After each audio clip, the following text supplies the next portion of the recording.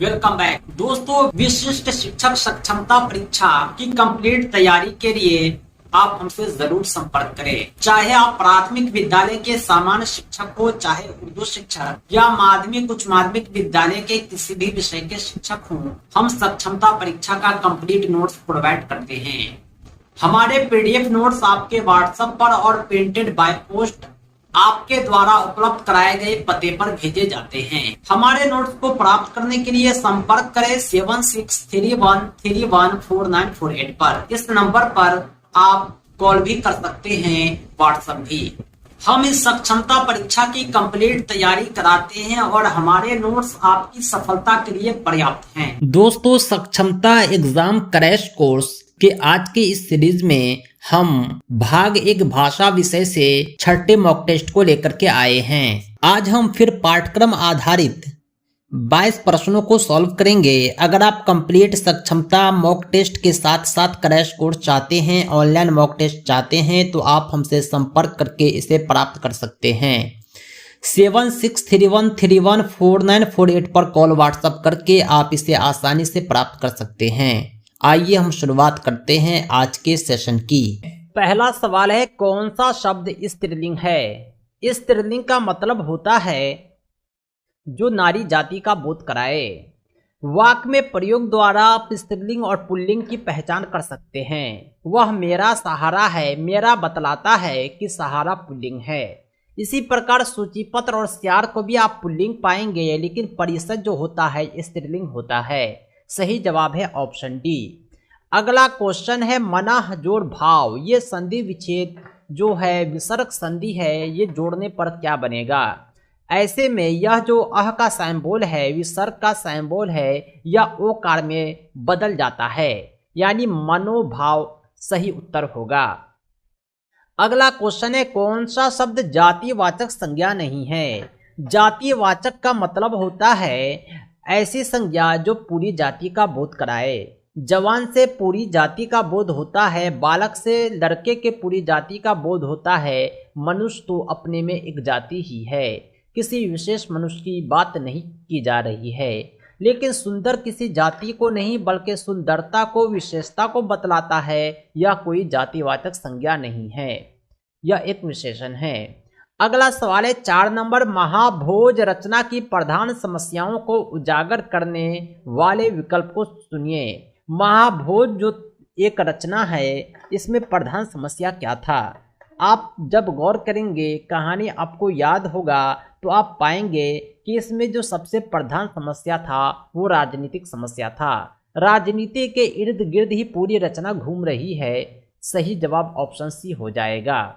अगला सवाल है, संधि विच्छेद से ही लिया गया है। नीह जोड़ विकार, यानी विसर्ग संधि में नीह जोड़ विकार को आपस में जोड़ने पर क्या प्राप्त होगा? नीह जोड़ विकार जब उपसर्ग के बाद हर्षी की मात्रा हो तो यह रेप में तब्दील हो जाता है। नीह जोड़ विकार निर्विकार आता है। सही जवाब है ऑप्शन बी। नेक्स्ट क्वेश्चन है 6 नंबर, कामयानी किस प्रकार का ग्रंथ है? कामयानी ग्रंथ जो है ये महाकाव्य है। अगला क्वेश्चन है 7 नंबर, गागर में सागर भरने का कार्य किस कवि ने किया? गागर में सागर ये भरने का कार्य बिहारी कवि ने किया है। अगला क्वेश्चन है, कपाल का समानार्थी शब्द क्या है? समानार्थी का मतलब होता है ऐसा शब्द बतलाइए जिसका अर्थ समान हो। कपाल को आप सर भी कहते हैं, माथा भी कहते हैं, यानी हमारा जो सर है वो कई बार कई जगहों पर कपाल के नाम से भी पुकारा जाता है। अगला क्वेश्चन है 9 नंबर, निरुत्तर का सही संधि विच्छेद क्या होगा? निरुत्तर का सही संधि विच्छेद हो जाएगा निह जोड़ उत्तर, यह भी विसर्ग संधि है। अगला क्वेश्चन है 10 नंबर, इसमें शुद्ध वर्तनी की पहचान करनी है। 4 ऑप्शन है, चारों में 3 जो है गलत लिखा हुआ है, 1 सही है। दीर्घायु को जब आप लिखेंगे तो द में दीर्घ ई की मात्रा होगी, य में हर्ष उ की, और दी के बाद र का पहले उच्चारण है फिर घ का, इसलिए रेप का सिंबल आ जाएगा। सही जवाब है ऑप्शन ए। नेक्स्ट क्वेश्चन है, फूल का पर्यायवाची नहीं है। फूल का पर्यायवाची क्या हो जाएगा? आप ऐसे शब्द की तलाश करें जो इसका मीनिंग फूल नहीं हो, क्योंकि पर्यायवाची का मतलब ही होता है ऐसा शब्द जिसका मीनिंग समान हो। फूल को सुमन भी कहा जाता है, पुष्प भी कहा जाता है, कुसुम भी कहा जाता है, लेकिन तनुजा नहीं कहते, इसलिए फूल का पर्यायवाची तनुजा नहीं होगा। अगला क्वेश्चन है 12 नंबर, अल्पसंख्यक का विलोम क्या होगा? अल्पसंख्यक का ठीक उल्टा यानी विलोम विपरीतार्थक हो जाएगा बहुसंख्यक। अल्प का मतलब होता है कम, बहु का मतलब होता है बहुत ज्यादा, अधिक, यानी अल्पसंख्यक बहुसंख्यक एक दूसरे के विलोम है। अगला क्वेश्चन है 13 नंबर, अवनत शब्द में प्रयुक्त उपसर्ग है, यानी अवनत में कौन से उपसर्ग का प्रयोग हुआ है? उपसर्ग बोलते हैं ऐसे शब्द को जो किसी शब्द के पहले जुड़ता है और शब्द को नया मीनिंग देता है। जब आप गौर करेंगे तो इसमें अव उपसर्ग जुड़ता है और नया शब्द अवनत बनाता है। इसका मूल शब्द जो है केवल और केवल न त नत है। 14 क्वेश्चन है जिसमें शुद्ध वर्तनी का चयन करना है। 4 ऑप्शन आप देख पा रहे होंगे, इसमें 3 जो है गलत है, 1 सही है। श्रृंगार जो होता है सरा से लिखाता है और र का उच्चारण इसमें आता है और अनुस्वार आता है, यानी सही हो जाएगा ऑप्शन बी। अगला क्वेश्चन है 15 नंबर, हाथ को हाथ न सूझना का अर्थ क्या होता है? यह एक बहुत ही प्रचलित मुहावरा है। हाथ को हाथ न सूझना कहने का मतलब है घना अंधेरा होना। बरसात के दिनों में जब बहुत ज़्यादा अंधेरा होता है तो हाथ को भी हाथ नहीं सूझता है। नेक्स्ट क्वेश्चन है आकर्षण का विलोम शब्द क्या होगा? आकर्षण का ठीक उल्टा होता है विकर्षण। जब कोई एक दूसरे की तरफ आता है तो उसे आकर्षित कहते हैं। एक दूसरे से जब दूर भागता है तो उसे विकर्षण कहते हैं। फिजिक्स में भी आकर्षण विकर्षण आपने पढ़ा होगा। इसकी परिभाषा ठीक एक दूसरे के उल्टे होते हैं। नेक्स्ट क्वेश्चन है 17 नंबर, वृक्ष से पत्ते गिरते हैं, इस वाक्य में से किस कारक का चिन्ह है? कारक वाले क्लास में मैंने सभी चिन्हों से आपको अवगत कराया था।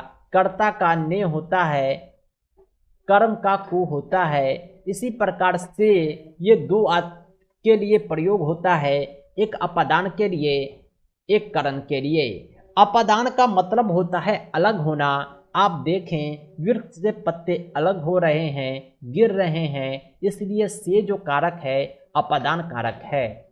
नेक्स्ट क्वेश्चन है 18 नंबर, निम्न में किस शब्द में प्रत्यय लगा हुआ है? प्रत्यय उसे कहते हैं जो किसी मूल शब्द के बाद में लगकर नया शब्द बनाता हो।